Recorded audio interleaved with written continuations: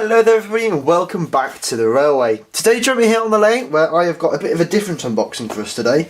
I've got what might well be the bargain of the century. Chances are it's probably not going to be the bargain of the century, given as it's from Lidl's, but I thought this, when I saw this in Lidl's, was a pretty good bargain. I can't remember exactly how much it cost. It was about £10–15 I think. I will put the price on screen now if I can find it. If not, then that's just the price I seem to think it was, which basically means it probably wasn't. I don't know. Anyway, ignore that. So I picked this up from Lidl's. It wasn't very much, and for a soldering station, it was a pretty good price. I think it was about £15. You will probably know, but there's a bit of information about this which I'm going to show you in a minute. But yeah, I thought this was pretty good. I've been needing a soldering iron for a while. I've got an old rubbish draper one downstairs. It's not very good. It's a bit cruddy. Anyway, and this looks much better. I haven't seen any reviews of this online, so hopefully this will be alright. As you can see, it's a 48 watt soldering iron. That's the rated power consumption at least. It looks to be quite a good package as well, because it's got one replacement tip and two 5-gram reels of solder, which is not bad. Yeah, rated voltage 230 volts, 50 hertz. I think that means it's AC, I think, but I don't know. And this is one of the most incredible features. It actually has a cable that's longer than a foot, and it's got 2-metre cable, so that's pretty good. I think it's also got variable temperature, so again that's something else that's awesome. I don't think there's anything else on the box. Universal soldering station. There you go. Zoom in a minute so you can read that. And you'll also notice, in fact, the other bit of news, oh crikey, is that I've tidied my desk, so you can actually see the bottom of it now. It took far longer than it needed to do, but yeah, still rubbish around the edge. Anyway, what's it say on the back here? Oh, it comes with a replacement tip as well. Move it so you can see. This bit here says it's a compact station with soldering iron holder, soldering sponge, accessory compartment and power switch. That sounds cool. Universal sound safe from electronics, model making a variety of other hobbies, yeah. Temperature adjustable from 100 to 500 degrees, yeah, that's helpful. Ergonomic soldering iron, soft grip and interchangeable tips rather than flat. So that's a bit of information about it. So I think it is taped. Good old knife. Cut this out of the way. Right. So try opening this up then. As I said, I haven't had this out, as you can probably tell via the fact I've had to just undo the tape. So I've no idea what to expect. And it looks straight away like the packaging's rubbish. Yeah, so there's no padding inside here to protect the iron in transit. The iron is on top, so I'm going to see if I can move that out the way. Oh crikey, I'm dropping it now. We have got Parkside adjustable soldering station there, PLS 48D2. I'm presuming that stands for the watts. Is there anything interesting inside here? Right, I have a diagram with some numbers on it, but it doesn't tell me what the numbers mean. So that's helpful, thank you for that. It seems to also be in German, so that's very good. Is it in British? Aha, it is in British. Yeah. Inhaling soldering vapours may lead to headaches and fatigue symptoms. Yes, that doesn't surprise me. Right, basically this looks like common sense stuff. Congratulations on your purchase of your new product. There it is. Because that makes sense. I'm guessing this has been very... Yeah, I have chosen a high quality product. So if this is not high quality, this, not me, I'm not high quality. If this isn't high quality, then, well, they've lied. Apparently I've chosen this. Right, is there actually anything useful in here? Intended use, well I know what its intended use is, blah blah blah blah. The user manual is an integral part of this product, it says. Because, yes, this isn't the integral part of the product, this is. Because this is what I'm going to be doing the soldering with, isn't it? Right, very slightly odd.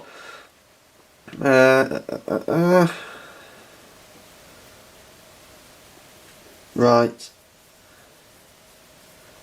It is intended for the welding of plastics, apparently. Because you can weld plastics. Yes. I think what it means there is... sorry, I've just noticed something weird out of shot. Oh, it's alright. I think what it means by that is like melting two pieces of plastic together. It's not intended for commercial use, right? Right, anyway. Very badly translated, either that or written by a 2-year-old. But yeah, this is the integral part of the product according to this. Yes, I've also, to go with it, picked up some flux cord wire. It says it's for gasless welding, so whether or not this is actually what I need, I don't know. But either way, I can probably find some use for it, regardless of what it actually is. But that's irrelevant. This isn't irrelevant though, so this is not the integral part of the product if the instructions are to be believed. As I said, this is apparently the integral part of the product. I don't know, don't ask. Anyway, right, I'm going to get this out because it seems to all be just rammed in a box. Box can go down there. Where do we start now? So we've got power plug, standard UK 3-pin power plug. That landed on the layout. Anyway, 3-pin power plug. Good to see it's actually got an earth cable because a lot of them don't have the earth points now. We've got soldering iron with what looks like a rubber cover over the tip. I don't know, I'll have a look at the instruction. We've got our soldering holder, the solder holder. We've got the cable, that's fine. We've got, I think that's a solder holder as well, isn't it? Something like that.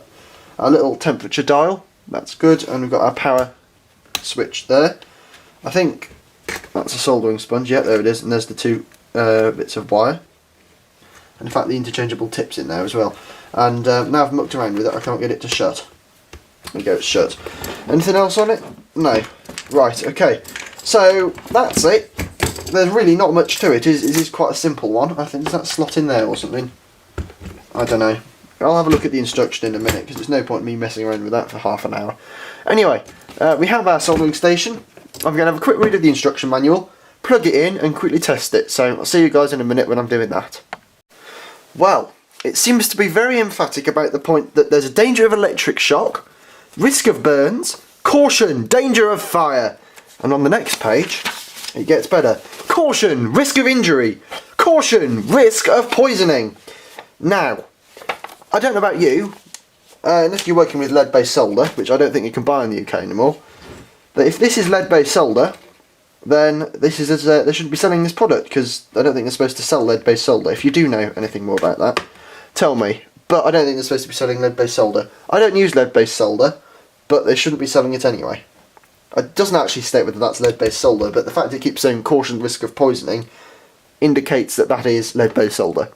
Anyway, enough of me gabbling on. I'm going to quickly get back to actually reading the instructions now, and then I might actually stand a chance of knowing how to work the thing.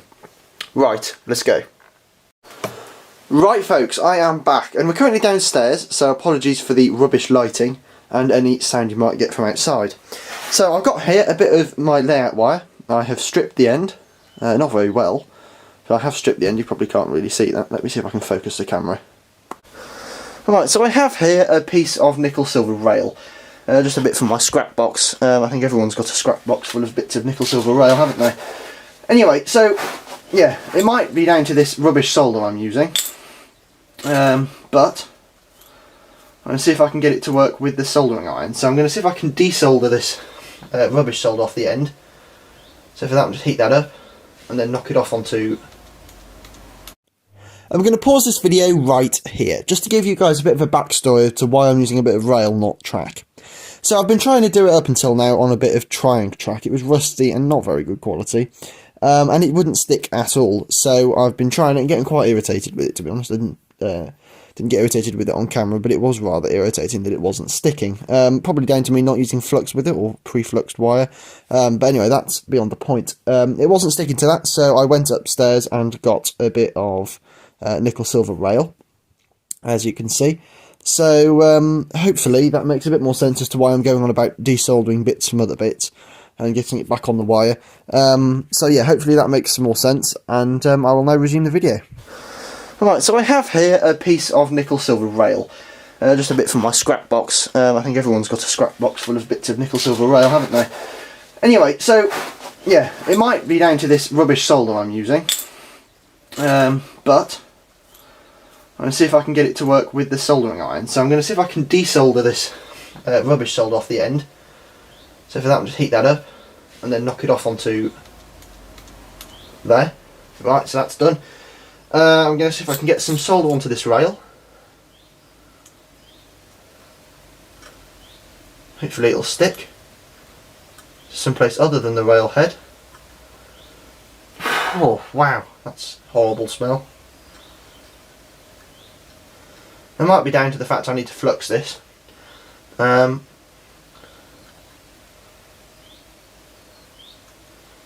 let's see. Right, we have some on the rail. Not very well done. Let me see if I can... Hang on, the focus on this is out. Right, so it's now in focus. As you can see, it's not a very good joint. Yeah, don't take that the wrong way, folks. Anyway, not a very good blob of solder, that's a bit better. Now, I'm sure there's more actual professional terms than that. Anyway, I've got my tinned wire. So I'm going to see if I can solder the wire to the joint. No, I can't, because the solder's just come off onto the floor. Let's pick up the solder with this. Can I reattach the solder, please? I'm trying to solder without flux, so I'm guessing that that's the issue. Yeah, either that or it's not. There you go. Yeah, it doesn't like sticking to that. Right, yeah, so you can see it is melting it, and in fact the wire is going into it. I think it's just the rail I'm soldering on isn't very good. Yeah, I think that's it. It's probably also down to the solder, I'm going to be honest. Well, that's what you call a terrible solder joint. Yeah, not a good solder joint at all. And in fact, I have done much better, and frequently do much better joints than that.